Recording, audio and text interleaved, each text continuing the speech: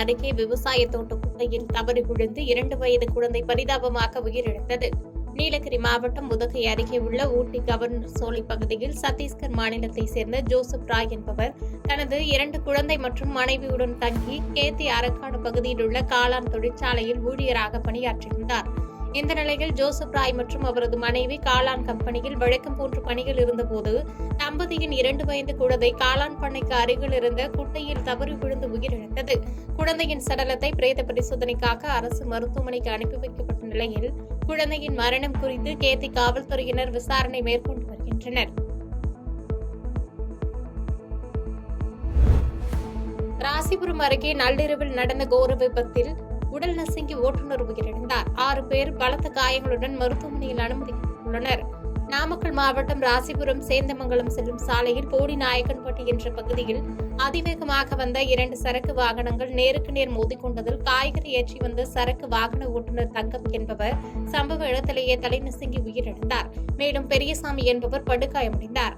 எதிர் திசையில் வந்த வாகனத்தில் இருந்த சதீஷ்குமார், முருகன், கிருஷ்ணமூர்த்தி, ரமேஷ், கண்ணன் ஆகிய 5 பேர் படுகாயமடைந்த நிலையில் சிகிச்சைக்காக மருத்துவமனையில் அனுமதிக்கப்பட்டனர். இதனை அடுத்த தகவலின் அடிப்படையில் சம்பவ இடத்திற்கு விரைந்து வந்த பேலுக்குறிச்சி போலீசார் வழக்கு பதிந்து விபத்து தொடர்பாக விசாரணை நடத்தி வருகின்றனர். குன்றத்தூர் அருகே தைக்கு கொடுத்த துணியை கொடுக்காமல் இருந்ததால் டெய்லர் கடை ஊழியருக்கு வெட்டு சம்பவம் நிகழ்ந்துள்ளது அதிர்ச்சியை ஏற்படுத்தியுள்ளது. காஞ்சிபுரம் மாவட்டம் குன்றத்தூர் அடுத்த பழந்தண்டலம் பகுதியைச் சேர்ந்த சந்திரசேகர் அப்பகுதியில் டெய்லர் கடை ஒன்றை நடத்தி வருகிறார். இவரது கடையில் பீகார் மாநிலத்தைச் சேர்ந்த பிரமோத்குமார் என்பவர் வேலை செய்து வருகிறார். இங்கு அதே பகுதியைச் சேர்ந்த இளமாறன் என்பவர் சில தினங்களுக்கு முன்பு சட்டை மற்றும் பேண்ட் தைப்பதற்காக துணி கொடுத்து இருந்த நிலையில் துணிகளை வாங்குவதற்காக நீண்ட நேரம் கடையில் காத்திருந்ததாக கூறப்படுகிறது. நீண்ட நேரம் காத்திருந்தும் துணி கொடுக்காததால் ஆத்திரமடைந்த இளமாறன் அவர் வைத்திருந்த கத்தியை எடுத்து ஊழியர் பிரமோத்குமார் தலையில் வெட்டிவிட்டு தனது துணிகளை எடுத்துக்கொண்டு அங்கிருந்து தப்பியுள்ளார். இதில் காயமடைந்த பிரமோத்குமார் அருகில் உள்ள தனியார் மருத்துவமனையில் சிகிச்சை பெற்ற நிலையில் இச்சம்பவம் குறித்து குன்றத்தூர் போலீசார் விசாரித்து வருகின்றனர். விருத்தாசலத்தில் இருசக்கர வாகனம் மீது கார் மோதிய விபத்தில் ஒருவர் உயிரிழந்த நிலையில் உறவினர்கள் அரசு மருத்துவமனையை அடித்து நொறுக்கியதால் பரபரப்பு ஏற்பட்டது. கடலூர் மாவட்டம் விருத்தாசலம் அருகே உள்ள கோமங்கலம் கிராமத்தை சேர்ந்த ராஜலிங்கம் மகன் அறிவுழகன் பணி நிமித்தமாக விருத்தாசலம் சென்றுவிட்டு தனது இருசக்கர வாகனத்தில் கோமங்கலம் நோக்கி சென்று கொண்டிருந்த போது ராமச்சந்திரன்பேட்டை ரயில்வே மேம்பால பகுதியில் எதிரே வந்த கார் இருசக்கர வாகனம் மீது மோதி விபத்துக்குள்ளானதில் சம்பவ இடத்திலேயே அறிவுழகன் உயிரிழந்தார். விபத்து குறித்து அறிந்து சம்பவ இடத்திற்கு சென்ற விருத்தாசலம் போலீசார் உயிரிழந்த அறிவுழகன் உடலை மீட்டு உடற்கூறு ஆய்விற்காக விருத்தாசலம் அரசு மருத்துவமனைக்கு கொண்டு சென்று வழக்கு பதிவு செய்து விசாரணை நடத்தினர். இந்நிலையில் காரில் வந்த நபரும் அடிபட்டு சிகிச்சைக்காக விருத்தாசலம் அரசு மருத்துவமனைக்கு வந்தனர். அப்போது இறந்த அறிவழகன் உறவினர்கள் தாக்க முயன்றதால் அவர்கள் தப்பி ஓடி அங்குள்ள காவலர் அறைக்குள் சென்றனர். ஆத்திரமடைந்த அறிவழகன் உறவினர்கள் காவலரின் கதவு கண்ணாடியை உடைத்து சேதப்படுத்தினர். இதனால் அங்கு பணியில் இருந்த மருத்துவர்கள், செவிலியர்கள் மற்றும் நோயாளிகள் அச்சமடைந்தனர். இதுபற்றி தகவல் அறிந்து வந்த 10க்கும் மேற்பட்ட விருத்தாசலம் போலீசார் அங்குள்ள சிசிடிவி கேமரா பதிவுகளை வைத்து தாக்குதலில் ஈடுபட்ட குற்றவாளிகளை தேடி வருகின்றனர்.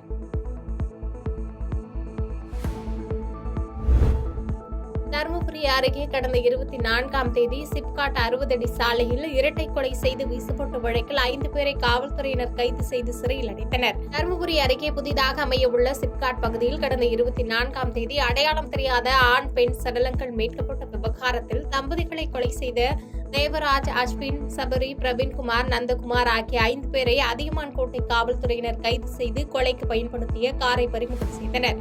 மேலும் இறந்தவர்கள் இருவரும் தேனி மாவட்டம் கம்பத்தை சேர்ந்த மணிகண்டன் மற்றும் அவரது மனைவி பிரேமலதா என்பதும் அவர்கள் தேனியில் குடியிருந்ததும் தெரியவந்தது. கணவன், மனைவி இருவரும் ஆன்லைன் ட்ரேடிங் செய்து வந்துள்ளனர். இதன் மூலம் மணிகண்டனிடம் கோடிக்கணக்கில் பணம் இருப்பதை அறிந்த அந்த கும்பல் அதை அபகரிக்கும் முயற்சியின் போது கொலை நடந்ததாக போலீசார் நடத்திய முதற்கட்ட விசாரணைகள் தெரியவந்தது.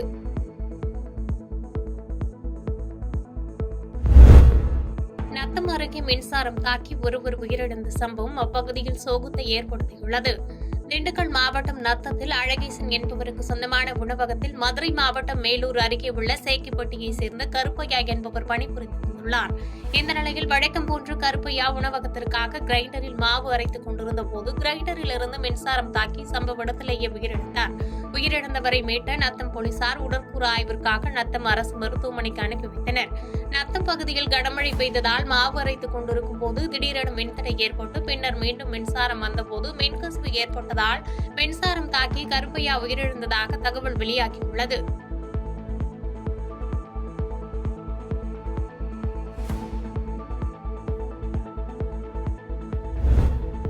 பண்ருட்டி அருகே கோவில் நில தகராறு காரணமாக இரு தரப்பினரிடையே ஏற்பட்ட மோதலால் அங்கு பரபரப்பு நிலவிய நிலையில் அப்பகுதியில் போலீசார் குவிக்கப்பட்டனர்.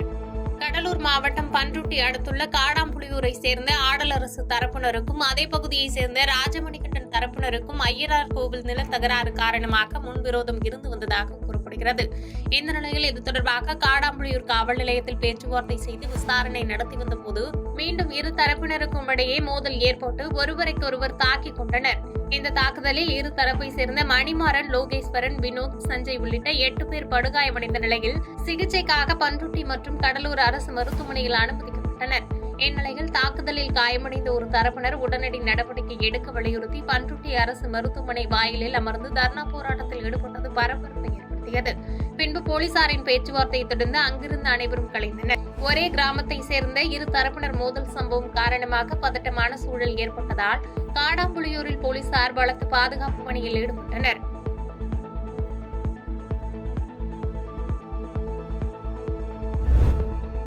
உத்தரவேலூர் அருகே இடி தாக்கி 5ஆம் வகுப்பு மாணவன் உயிரிழந்த சிசிடிவி காட்சி வெளியாகி பரபரப்பை ஏற்படுத்தியுள்ளது.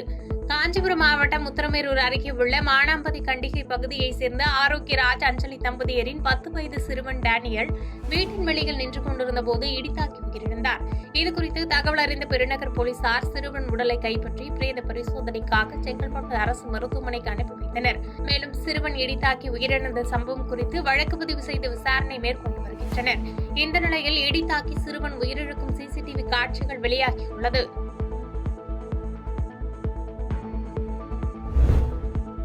உதகை மைசூர் தேசிய நெடுஞ்சாலையில் சாலையை கடப்பவர்கள் மீது வாகனங்கள் மோதி விபத்து ஏற்படும் பதைப்பதைக்கும் சிசிடிவி காட்சிகள் வெளியாகி பரபரப்பை ஏற்படுத்தியுள்ளது.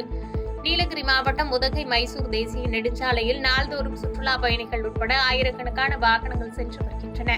இவ்வாறு சாலைகளில் வாகனங்களை வாகன ஓட்டுநர்கள் அதிவேகமாக இயக்குவது குறித்து புகார்கள் எழுந்த வண்ணம் உள்ளன. இந்நிலையில் அந்த பகுதியில் சாலையை கடந்த இருவர் மீது கார் மற்றும் பைக் மோதி விபத்துக்குள்ளாகும் சிசிடிவி காட்சிகள் வெளியாகியுள்ளது.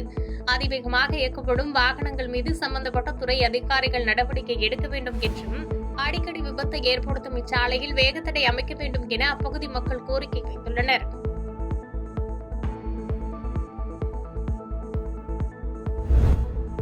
கோவில்பட்டி அருகே திருவிழாவிற்காக சென்னையில் இருந்து வந்த இளைஞர் நண்பர்களுடன் கிணற்றில் குளிக்க சென்ற போது நீரில் மூழ்கி உயிரிழந்த சம்பவம் அரங்கேறியுள்ளது. தூத்துக்குடி மாவட்டம் கோவில்பட்டி அருகேயுள்ள எட்டுநாயக்கன்பட்டியைச் சேர்ந்த சூசை இமானுவேல் மகன் மைக்கேல். இவர்கள் குடும்பத்துடன் சென்னை துறைப்பாக்கத்தில் தற்போது வசித்திருந்தனர். மைக்கேல் சென்னையில் கார் மெக்கானிக்காக பணிபுரிந்து வருகிறார். இந்நிலையில் எட்டுநாயக்கன்பட்டியில் புனித மைக்கேல் அதிதூதர் ஆலய திருவிழாவை ஒட்டி குடும்பத்துடன் எட்டுநாயக்கன்பட்டிக்கு வந்திருந்தனர்.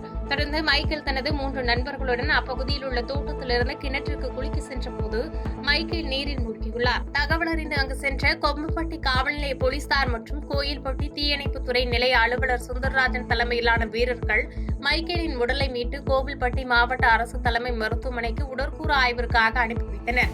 தொடர்ந்து இதுகுறித்து கொப்பம்பட்டி போலீசார் வழக்கு பதிவு செய்து விசாரணை மேற்கொண்டு வருகின்றனர். உயிரிழந்த மைக்கேலுக்கு மரியமோனிஷா என்ற பெண்ணுடன் 7 மாதத்திற்கு முன்பு திருமணம் முடிந்தது குறிப்பிடத்தக்கது. பாதகம் செய்பவரை கண்டால் நாம் பயங்கொள்ளலாகாது பாப்பா, மோதி மிதித்து விடு பாப்பா, அவர் முகத்தில் உமிழ்ந்து விடு பாப்பா.